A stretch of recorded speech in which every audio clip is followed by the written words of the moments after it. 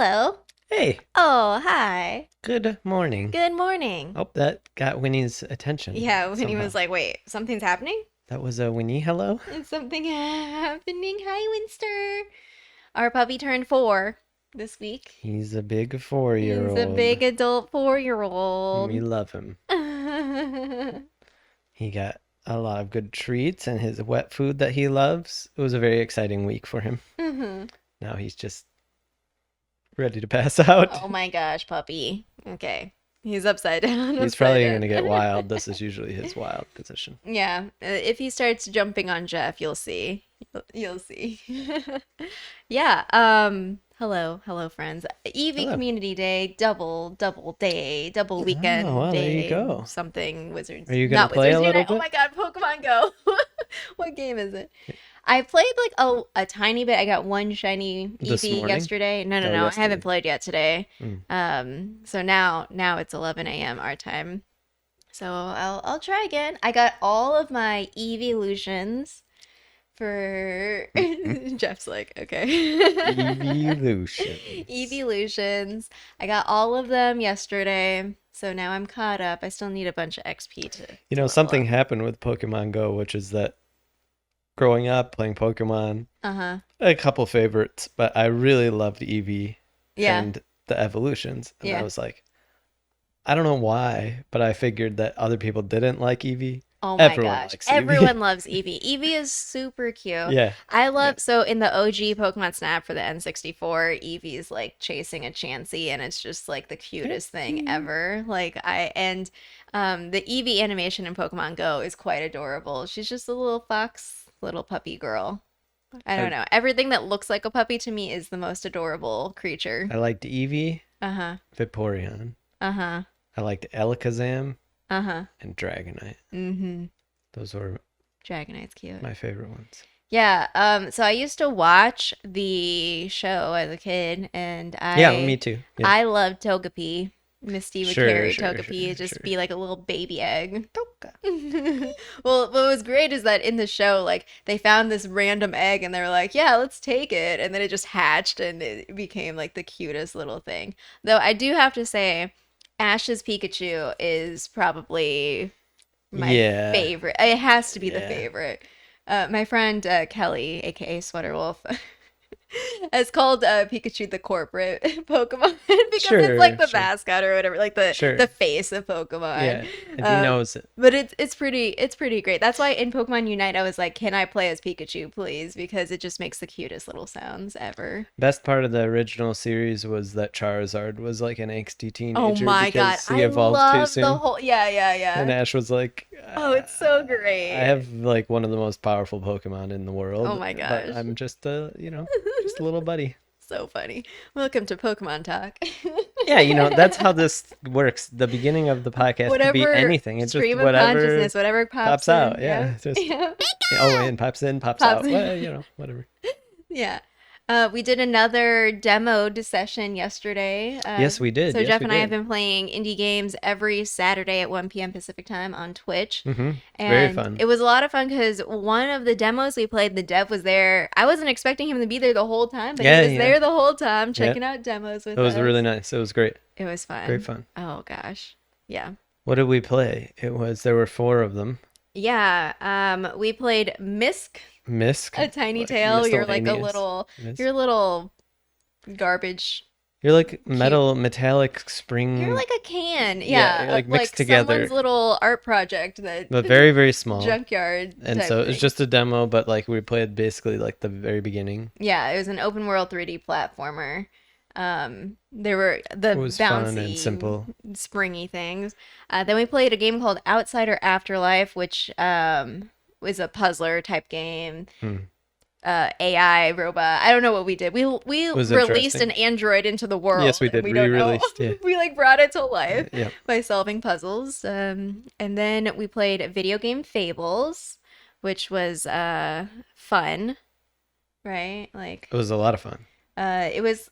Yeah, It you was played it mostly. there was a like a satirical piece to it of like kind of making fun of the princess in the castle Mm-hmm. captured Mario style, and then it was also sort of we got into the combat a little bit, and it's like a old turn-based RPG, very popular for N64. This style of Yeah. Yeah. of combat, that was fun. And Mm-hmm. then Glyph was the fourth one, Glyph, also a very so it's fun. challenging 3D Yeah, platformer. much more punishing than the first one, where Yeah. like in Misk you couldn't really die. In Mm-hmm. this one, we died a lot. Yeah. It Yeah. was good times. It happens. It Yeah, happens. I always say I'm bad at platformers, but I keep playing them all. they're fun. They're fun. Oh, Yeah. I do have to say, so this is our last chapter for Prisoner of Azkaban. We are closing out the book with this session. And I just wanted to show off. We're reading Goblet of Fire next. You don't have to read the illustrated version, but I will be reading the illustrated You're gonna read version. this one? I'm gonna read Very this nice. one. Yeah. I mean, there's Oh, like, it still has that nice smell. yeah, the new book smell. Like, look at this. Oh, Hup. don't you want to look at and read next to That does look pretty great. a A beautifully dragon? illustrated Is that a book? Welsh green? Yeah, yeah. Oh man, are you ready to get into this chapter? Yes, I am. All right, Juan's Juan's ready. ready. Turn to page 416. 416. Owl post again. Uh-huh. Today's lesson is called Grim Ending. Synopsis. The chapter begins with Harry and Hermione rushing back to the hospital wing to find Dumbledore waiting for them. He locks them in as an alibi for when Snape and Fudge storm back down after finding Sirius Black has escaped. Snape is completely furious and spends the rest of the school year somehow being even worse to Harry. The dark cloud of the Dementors lifts over the castle, but Lupin resigns his post after Snape lets his werewolf condition slip. Dumbledore assures Harry that his actions surrounding Peter Pettigrew and Sirius Black were incredibly important. The end of the year comes and Gryffindor is house champion. Harry dreads his return to the Dursleys, especially in light of the brief hope he'd live with Sirius. On the Hogwarts Express, an owl arrives with a letter from Sirius, giving Harry permission to visit Hogsmeade and admitting to having bought the Firebolt. Mm-hmm. Tough to synopsis this one because it in and of itself is a summary chapter in Yeah, some ways. there was a lot of stuff. Just yeah, wrapping up and everything. I had like a weird reaction with Snape because for the very like as soon as we saw him at the beginning of the chapter, I kind of felt bad for him because he was right. Like they actually did do something. Oh, actually, okay. So our friends succeeded, which I thought that I understood time travel. And we're not going to talk about time travel again this episode. We might. I thought that I understood it, and then I was still like. The thing, and this was last week, the thing that always gets me is the Buckbeak part of it. Everything else I'm okay with except for the Buckbeak part because it relies on something in the future coming in the past, or like it Well, relies so on does the some Harry time. Patronus thing. Yeah, I Yeah. guess both of those things are. Yeah. I will accept that. Yeah, Sirius not escaping like has not happened yet, so like that's a very important thing, but. Yeah, so I after that, like Snape was pretty like mad, and he was like, "Hey, Dada, you don't know Harry Potter," and he's like, absolutely right, and they're all just lying to him and being like, "No, you're the crazy one." Yeah. So I kind of felt bad until he like just rats out Lupin, and I'm like, "All right, yeah, well, okay, I'm fine with it." But it was like a weird feeling because he's like absolutely right, and it's just like. You can't tell people that that's Yeah. what happened, you Yeah. know? But yeah, he was very upset to not have gotten So upset. the Order of Merlin, which Yeah. I completely forgot was even on the table. I think I glossed over it. Well, it was hard to tell if that was actually what was upsetting him or if Fudge just thought that was what... Or Or Lupin. Yeah. But we've mentioned the Order of Merlin before because of Lockhart. He Yeah. was Order of Merlin And third Dumby. class. To be fair, Lockhart's a fraud, so like it's not, he's not, He he's sure not is. deserving. He's No, not he is deserving not. of it. But yeah, just a reminder that there's 3 different classes: a first class, Lockhart. second class, third class. The third class, the one that Lockhart has, is awarded to individuals who have made a contribution to our store of knowledge or entertainment. Yeah. And second class was awarded for the achievement or endeavor beyond the ordinary, and that's what Fudge initially second class, offers, and then he's like, maybe maybe I even can push for first. Yeah, first. First is awarded for acts of outstanding bravery or distinction in magic. Um, I was Dumbledore and reading. Grindelwald. Because I think Yes, that yes, Dumbledore is Dumbledore has first. first class, I'm Yeah, pretty sure. that's maybe why. I think McGonagall. I don't know if these are already at this point because I was looking at the wiki, like basically the curated list of all the people. Lockhart so far is the only one we know of at third class. And then there's Hmm. also speculation as to whether Snape would have been posthumously granted first class, but I I don't wonder if think that Harry that's. is an Order of Merlin in, like, say, You Wizards know Unite. what? Honestly, I don't remember if it's mentioned in Cursed Child because we would. It feels like he should be Yeah, if yeah, yeah. Dumbledore got it I for feel like lots of Grindelwald. people should be first class, Probably, but probably, probably. after the end of this They're just like, no, series. it's not even worth giving it out. Just like everyone, great job. Oh Great my job, gosh, everyone. great job, great job. Yeah, so that's just a little bit about Order of Merlin again. Yeah, it's great for like the world building to like Mm-hmm. have this idea. I mean, Mm-hmm. it's fairly simple and like it's clearly like it just makes a lot of sense. Of course there would be these types of things. Yeah. There's a government. Right, right, right. Um, Then I wrote a bunch of quotes. I don't know, just things that stood out to me. So, like, okay, I'm sorry, Fudge. Fudge is like, oh, because Dumbledore's like, yeah, the Dementors should go away, right?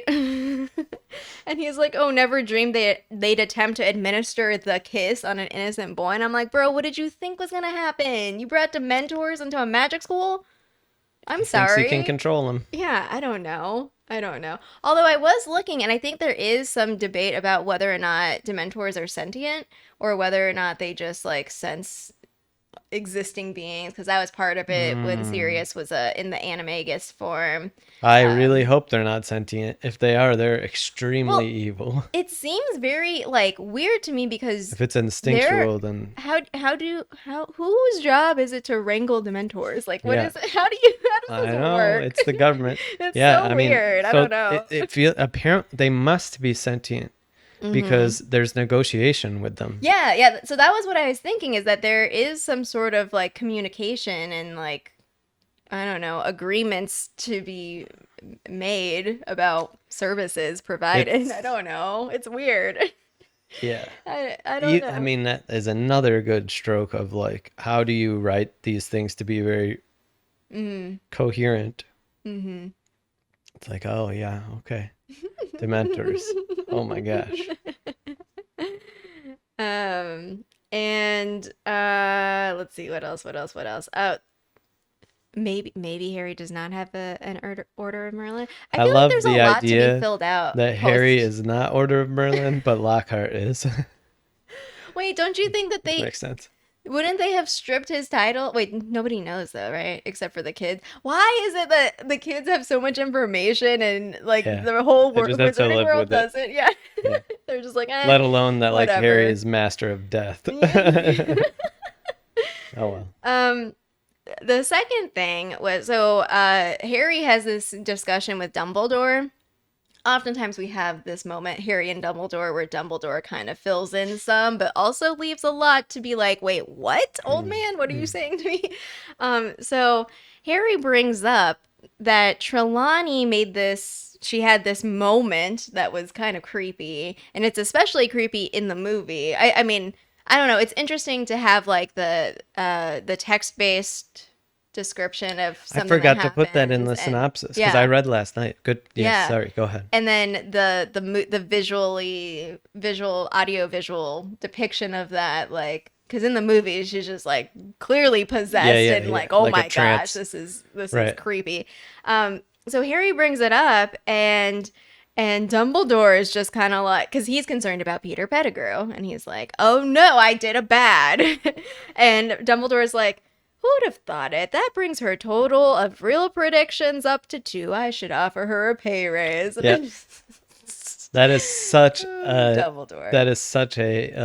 breadcrumb. Mm. Like when you read that and you know where it's going. Mm-hmm. We've said this before, but it's really fun on the reread because Yeah. you know where things are going and you can sense like just how well things were sketched out into the future or Yeah. the ability of J.K. Rowling to like drop something in that she knows she can write well later. Like, Yeah. oh, let's have her have made a second prediction. Though this seems like something Mm. that she actually had the meat of, like what exactly she would have predicted Yeah. before. Yeah.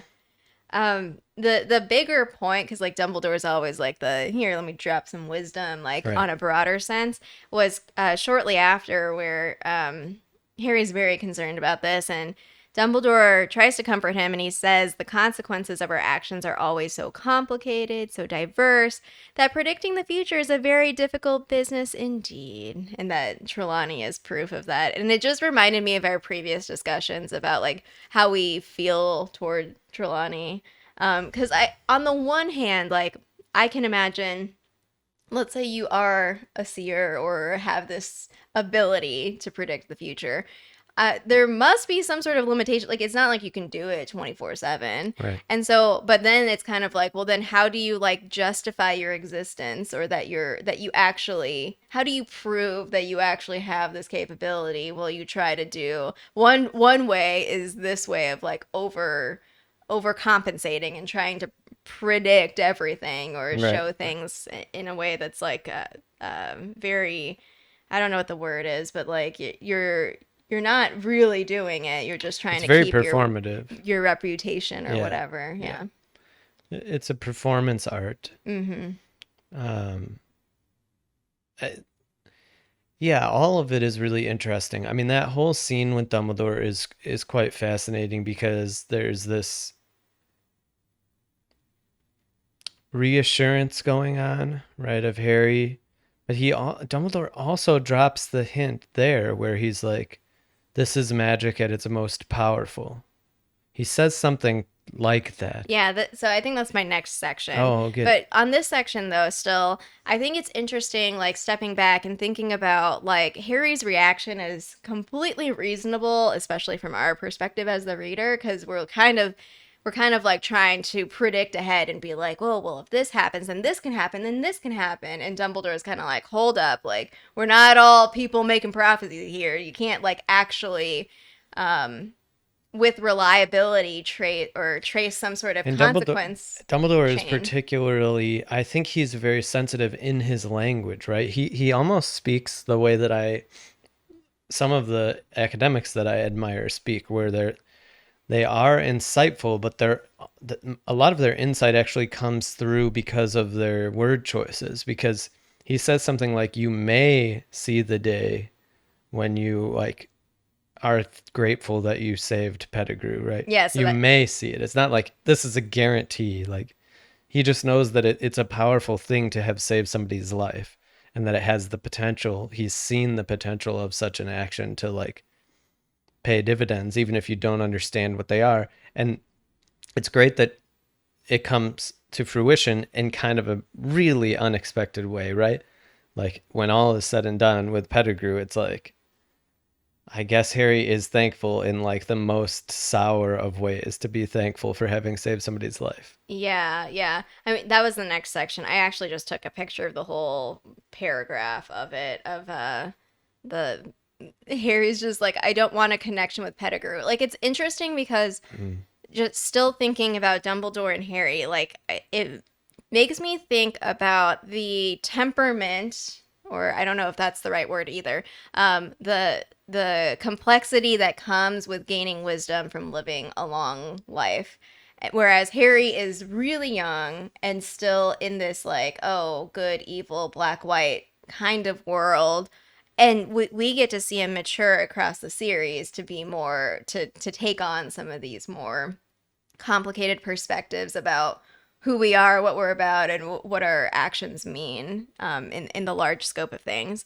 So Dumbledore being like, okay, like that's what it feels. The dynamic feels like to me is that Harry is like still very laser focused on the fact that he found out Peter Pettigrew was a traitor to his parents, and Right. so and he let him get away. Like those things can't seem, Yeah. even though like there even in the reveal of Peter Pettigrew and like all of this and with Sirius and Lupin everyone like there's still that complexity there. I just don't know if Harry fully sees that just Agreed. yet. Agreed. Because and because we talked about this last episode, but I think it's really useful here too, because Mm, Dumbledore reassures Harry in the most false sense to me, where he yeah. says James wouldn't have killed He him. says it again. I And I'm know like, these I don't people. think so. Stop doing this. I really don't think so. I think like if all this, well, it's impossible to know, but it doesn't feel like you can say it for sure that James wouldn't have encouraged his friends to like get revenge. Yeah. I, I, we don't ever know enough to know like did he fully mature out of like this mindset? But Lupin seems like a fully mature human, and he's certainly overcome with the urge for revenge in the Yeah. moment. Yeah. That's a good point. All these So people some of are. it, that was the place where Dumbledore felt the most empty to me, where it was like that wasn't the reassurance that you think it was, at least to me as a Yeah. reader. Like it, It's very interesting because there are like limits of oftentimes we praise Dumbledore for actually talking to the kids right. as like full Well, humans. and he went and talked to Sirius Black, which is really important too, as it seems like as like a human, Oh, yeah, because yeah. he refers to it, and that's kind of like why he makes all those fast decisions. It's because he just talked to somebody like a Yeah. person. But at the same time, there are certain things that I feel like that's an adult like just kind of consoling a child who's thinking about his dead dad. Like Right. that's kind of like You trying to wouldn't. just stop the Yeah, you don't conversation want and to be like like, yeah, let's not entertain futz this. with the reputation of this person, and try to be nuanced. And it's an interesting thing, because then what you get is a series of people who claim that James is like completely a saint, Yeah. and then Snape, who is like James was a devil. And Yeah. it's like, well, the truth is clearly going to be in between these two things. Mm-hmm. But it's very annoying to me as a reader, because we live this experience all the time, Yeah. that you get people pulled towards these camps because they have reasons to do that, but it creates this vacuum where it's like, well, Harry never gets to have like a true depiction of his father, Right. flaws and all. Well, yeah, and part of that is like clearly he's not alive anymore, so you don't have the what 13 or 12, 13 years of like seeing, well, how would James react to this here and now, time and Right. day? Like you don't have that. You just have like the snapshot and then the filtering Right. of the best of someone, the worst This of is why someone. the fifth book, Order of the Phoenix, when he winds up seeing memories that, as far as we know, are robust to time or haven't been futzed with, of his father in real time as a kid, and Harry, Hmm. struggles to grapple with them because nobody truly gave him a depiction of his father as a kid, right? A true depiction of it. It's really interesting. Yeah. And then it makes me laugh to think about how in the sixth book we start hearing about Harry's mom a little bit more too, from Slughorn, Yeah. and like she is also painted as like saint like, like Yeah. really, really like pure and perfect. Yeah, it now I'm thinking of like not exactly good place vibes, but like if people think that you're more good than bad, they're likely to just like Say you're great. yeah, speak about that part. And if Right, that's right. people think that you are more bad than good, like from their perspective, then they're probably only gonna be like, yeah, no, this is how I remember you. And it's useful to frame this in terms of the whole universe that J.K. Rowling creates. Nobody in this universe is all good or all bad. I mean, maybe Voldemort, Mm-hmm. but he's like maybe the exception to stir all this. But Yeah. even Bellatrix, when we see a scene with her and her sister, it's Mm-hmm. more complicated. Yeah. She's not like just, I don't know, it's very, very complicated. Yeah. And so the only conclusion I can make is that like Lily and James were probably good people, but it's not accurate. That a small tangent. Mm-hmm. An excellent series, Ender's Game. There's a book in there called Speaker for the Dead, which deals with this, where like in essence there's this Mm-hmm. change in the way that people deal with death, and Mm-hmm. the so-called Speaker for the Dead comes in and tries to capture the memory of the person as they were, Mm-hmm. and give that as a way of helping grieving people to truly confront the good and bad in the person that they've lost. Mm-hmm. And it's really interesting because it's very different than how we currently do it, in my opinion, here Yeah, in real yeah, life. yeah, Yeah. definitely. Um, Very minor. If you have whatever edition we have of this book, there's a typo. Dumbledore, not Dumbledore? Dumbledore. On page 428. Oh, Look in your copies on Dumbledore. page 428 and see if it says Dumbledore or Dumbledore. Okay, so we've been mentioning a lot of like little crumbs or like the larger Corrupt. context and crumb. And one of the lines in there that I wrote down is about Percy, actually.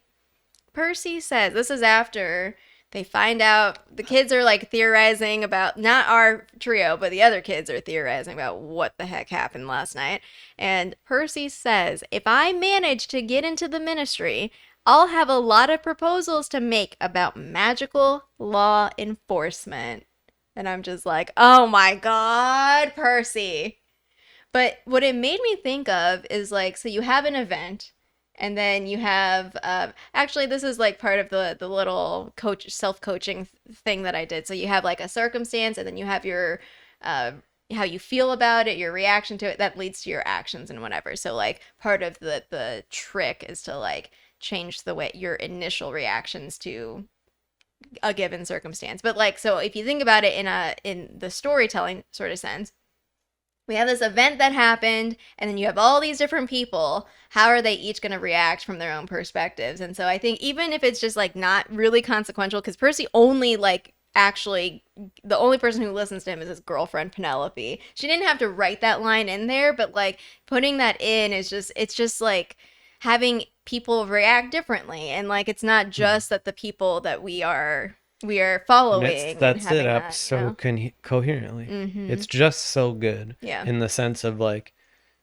the reason. So Percy at this point isn't like a fully fleshed out character in my mind. Yeah. He is a He's just there in he the has background some sometimes. characteristics that are apparent, but we don't know like more deeply than Yeah, that. we don't follow him or see his. But the bigger character that he becomes when he does, it accentuates those, or it Mm, follows them to a logical endpoint. One of many possible logical endpoints, but definitely a logical endpoint. It's not like he has this total change of heart. You already have this thing where like that's his reaction. That mm-hmm. it's like, oh, it's about the law enforcement policy, right? Not, I mean, he doesn't know the whole And story, not but just that, but like, oh, to I can do voice it it, better. to Yeah. vocalize it, right? Just Right. say it. Yeah, And it's like, like, okay, no, yeah, no one cares, Percy. what are you going to use? Super Dementors? you know? Yeah, the making of a Yeah. villain. Yeah. See, Percy's actually the bad guy in Harry Potter Wizards Unite. It's That's yet to what you be don't know. revealed. Yeah. Oh my He's actually gosh. Constance Pickering. No, He sure is. He's Lucas. Lucas. I don't know. That is the most wild of the Wizards Unite theories, but I'm also Penelope kind of fine Folly, with more it. like Penelope Clearwater. Am I Oh right? no. Oh no. Um when he just can't handle his life. He's just big sigh, big sigh. Um so a lot of people this so the ending of this book is a lot. It was a lot for me. I got super like emotional. But Mm. it's interesting. So a lot of people I talk to, I never answer the question like what's your favorite book? I can't choose like a single thing. Even yesterday when we were demoing stuff, someone was like, "What was your favorite?" And I'm like, "All of them. I don't know how to Yeah. pick a single thing." And Well, the yeah. way I view things that I like are they branch away from each other. So Yeah, there's not yeah. an obvious metric of like which is Yeah. better than the I other. also have individualization as one of my top strengths, which means I love to think of the individual aspects or attributes that make something great. So, one of a lot of people say to me though that this book, Prisoner of Azkaban, is their favorite book. Yeah. I hear that a lot, a lot, a lot, Yeah. a lot. And it's interesting though because like Harry's inner like monologue, he's saying things like this line I wrote: Harry had never approached the end of a school year in worse spirits. And Yep. it's interesting because it's so drastically contrasts with the way that I'm like thinking or feeling at the end of this, where it's like, oh, Relief. nice. Yeah, like you did it. Good job. And it all worked out. And but from his perspective, I feel like in that like thought process. He's still thinking about Peter Pettigrew, Voldemort, like the even though Dumbledore was kind of like, no, you're good. He's still like worried about it. Yeah, for me, it's the that he has to go back to the Yeah, Dursleys. that part is kind When of he also was, rough because it was like ripped he from. had He that was so moment, and he had close. never really Oh yeah, considered the possibility yeah. fully. It was yes. And then when you have that in the realm of possibilities, only to be like, well, it's impossible now for you to And do it's so. and it's easy to blame yourself for why, right? Because you were the one who, because there was actually, I think it was in the last chapter. I'm not sure who. It might have been Dumbledore who was like said something about like Pettigrew dead or alive. And it made me think, I swear, maybe I'm misremembering this, but I'm pretty sure somebody was like, if only we had Pettigrew alive or dead, then we would be able to like verify more of the story. Yeah. I think it is Dumbledore because he's talking about like, well, if we had Pettigrew's dead body, then we would be able to be like, oh, hey, look, like clearly Pettigrew is here and Sirius must have been right. Yeah, yeah. I noted that one, but I don't think we talked about it. No, we didn't. I was laughing because I was thinking of something, a future moment we're gonna find with Fudge being completely incompetent, because it was in my like research for Dementors and whatever. We're on the train though, and there's still like the cutesy moments. Ron knows how to use a felly tone to contact Harry, and I'm just like, Ron, Maybe you is should have so taken Muggle adorable. Studies. Yeah, it's just Hermione so got a good. Oh, yeah. 382% or Like, whatever. oh my gosh, girl, calm down. She did turn in her time turner though. Yep. Because, I mean, I would too. After all of this, I'd be like, okay, just kidding. Never again. Well, especially, Hermione never asked for this. And so that's also the other thing is like Dumbledore being like, oh, hey, you have this tool. Why Go don't save you the go world. save the world? And she's like, yeah, Save the cheerleaders. this is too much well, especially for what she was using it for. She was kind of like, all right, I did a whole year. And Hermione was not going to quit midway through. I mean, I guess she left divination. She stormed out of divination, but She she's dropped not a out. quitter, okay? But at the completion of the year, all right, this is not worth it. Let's No, it's not worth hang it. up the time turner. It's not worth it. And then we have like little glimpses into Goblet of Fire. So thinking about the Quidditch World Cup, which I'm just like, oh no, existential dread is coming over me, even as I read that phrase. And then I got super choked up with Sirius's The note. the note. Yeah. Note, yeah. So we have the owl that's like just flying outside the train. Yeah. Ron gets a new owl. I didn't remember that. I don't remember that either. Yeah. Like I think that I was must where have the owl erased came it from my memory. But it's actually quite sweet because It it's is like, so oh, sorry about sweet. your rat. Yeah. Sorry your rat was an old And guy. Ron's like he's offering it to Crookshanks to smell. Is this a real owl? Yeah. I don't want.